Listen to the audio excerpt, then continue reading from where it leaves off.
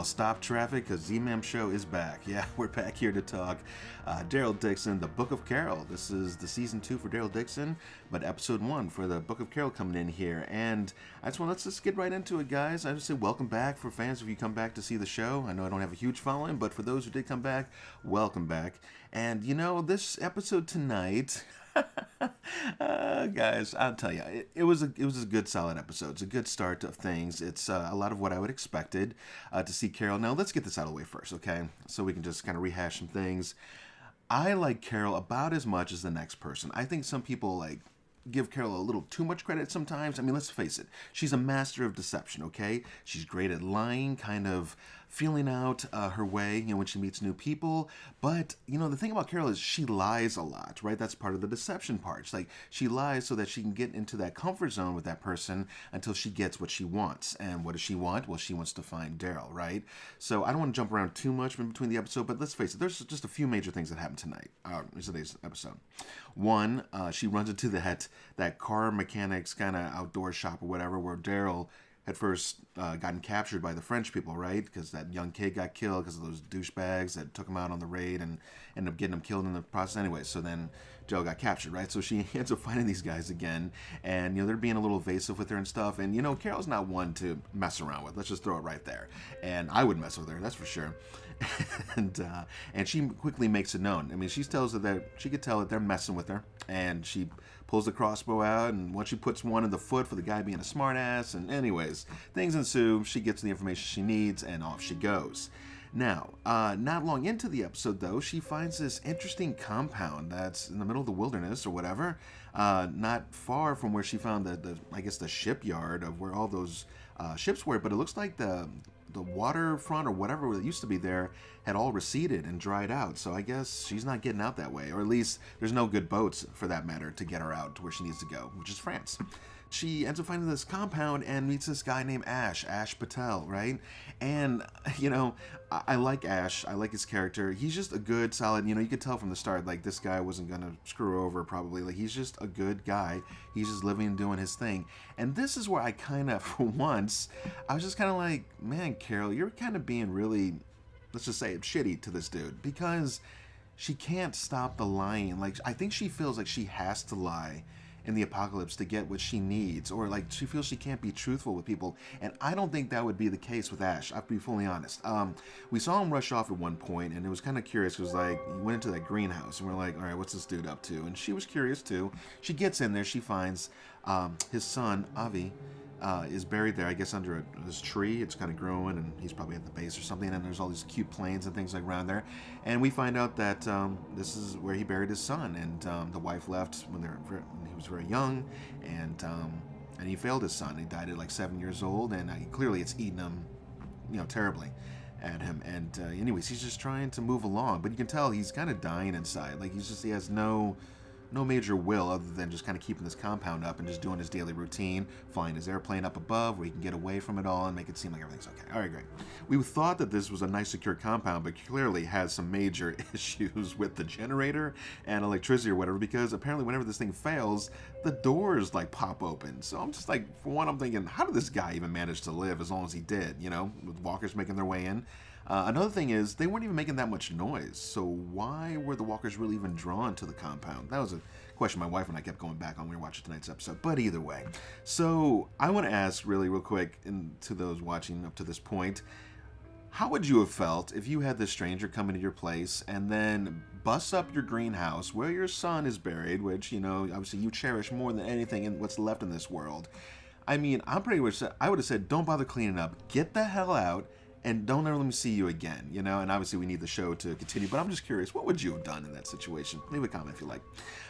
But anyways, he doesn't fully kick her out. He start talking a little bit, they have dinner, but that's when the lying starts, and she's trying to get that ride over to France. And I was just thinking to myself, as I was listening to her lie about Sophia, which that's got to be hurting her so bad. How about that barn scene, right? When he opened the doors, eerie flashback, right? And that had to be eating at her, but she's a strong woman. She's been through hell and back and there again. And as I was listening to her go through it all, I was thinking to myself, why not just tell him the truth? Tell him about Daryl and all the travels and things you've done, all the things you all have done to survive, and how you think he's been captured, and you desperately have no choice, need a flight over there.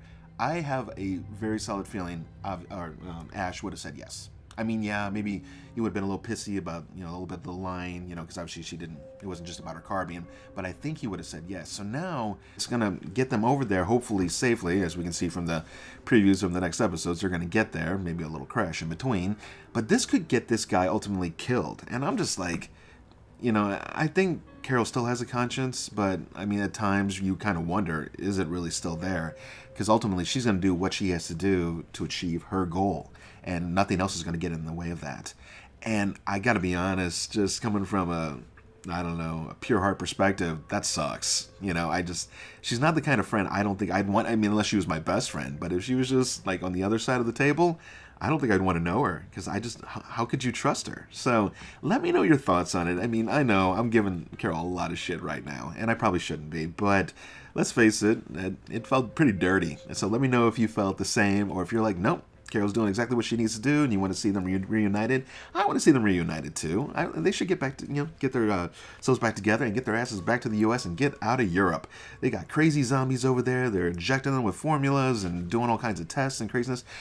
With that said, they got onto Laurent a little bit tonight and Daryl's situation at this little castle colony or whatever it's called, and the main leader, and how he keeps talking about how we're a pacifist group and so forth.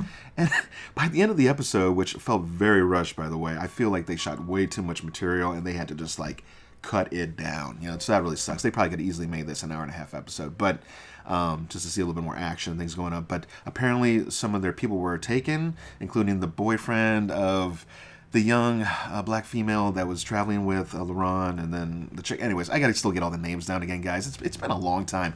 Do any of you feel a little disassociated with Walking Dead at the moment? I just feel like it's been a lot of time in between waiting for this second season to come out. I feel like I got to go do all my research again, which clearly I'm not back up on it all yet, but I will be very soon, so don't you worry about that. But yeah, so they're going to save these people. Daryl wants to get in there, and I guess the leader finally agrees. But they're setting charges to blow up vehicles. They're armed with weapons. I'm like, what pacifist colony are you talking about, leader? Because clearly, going up and just saying, hey, can we have our friends back? That is not going to get the job done. So I'm trying to understand this leader dude. I gotta look up his name again, but I'll show the picture here in the video. I'm just trying to understand his motives, what he's truly all about, and is he fit really to rule a colony in the apocalypse like this? I mean, sure, everything's working all well when you guys are secluded and you don't have, AK-47s and whatever else and missiles launching into your compound, but what happens when the bad guys come knocking? Are you going to go be civil with them? You think they're going to be civil with you?